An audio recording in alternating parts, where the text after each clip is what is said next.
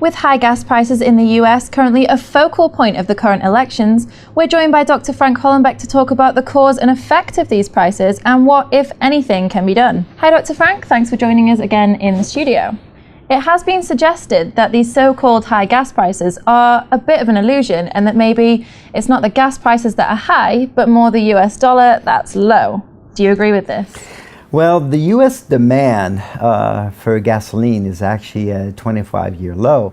And what you're seeing in the terms of gas prices is what you would expect in a market economy, in the sense that as the gas prices, the relative price of gas prices have been going down, okay, you would expect there to be a decline in supply. And that's what we've seen. We've seen some refineries have shut down.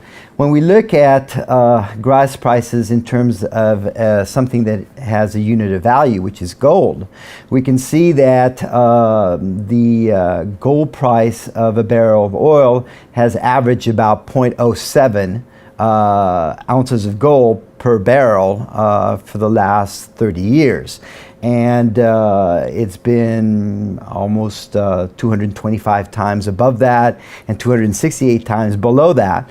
And currently it's sitting at 0.06 ounces per barrel. So it's actually below the average price when you relate it to gold. So you can see that oil prices are not necessarily extremely high. And that's primarily because we've had this decline, and it's been due to the changes in automobiles that are mostly more fuel efficient. We also have the U.S. is becoming less and less of an industrial power and becoming more service-oriented type of economy. So all those factors have driven the demand for gasoline down over the last 25 years. There are some concerns that these high gas prices could lead to action similar to that of President Nixon's in the 1970s, when he responded to the high prices by imposing controls on domestic oil supplies and wage prices. This resulted in stagflation and a gas shortage. What went wrong with this approach? Well, you only have a shortage when the government intervenes. I remember I was there during the 1970s, and you had to get up at 5:30 in the morning to go fill your tank. And what people would do is it actually pay people to wait in line. So in reality, people were paying a higher price for gas in the sense that they were paying the price of gas, and they also had the opportunity cost of time of having to wait in line or actually paying somebody to wait in line for you, okay? We ended up with the stagflation is because when oil prices went up, the fear was that other prices would fall. So we followed a monetary policy that was relatively easy, and that led to a higher level of inflation. And because higher level of inflation, it caused uncertainty that led to a reduction in output, and therefore the term stagflation. Finally, President Obama says there is no quick fix for this problem. He thinks that time and resources need to go into finding other energy sources, and that constantly drilling isn't a solution, it's just a bumper sticker. If you were to offer advice on this problem, what would it be?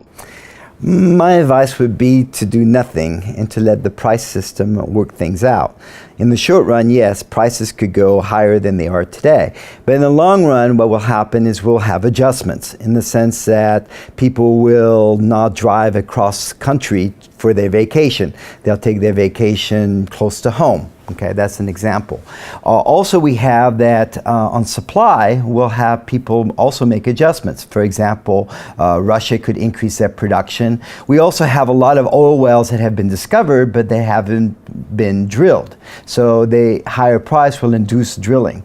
We also have fracking in the Midwest, which will become more advantageous to do. So in other words, what will happen is as prices go up, there will be an incentive to put more supply onto the market and to reduce demand, in the sense that we need to let the price system work. What's important in a price system is relative prices.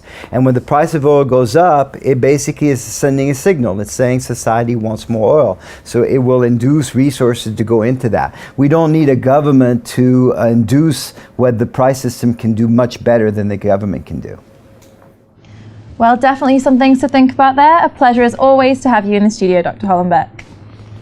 And as always, we'll be keeping an eye on the US elections, so stay tuned to Dukascopy TV for all the latest developments.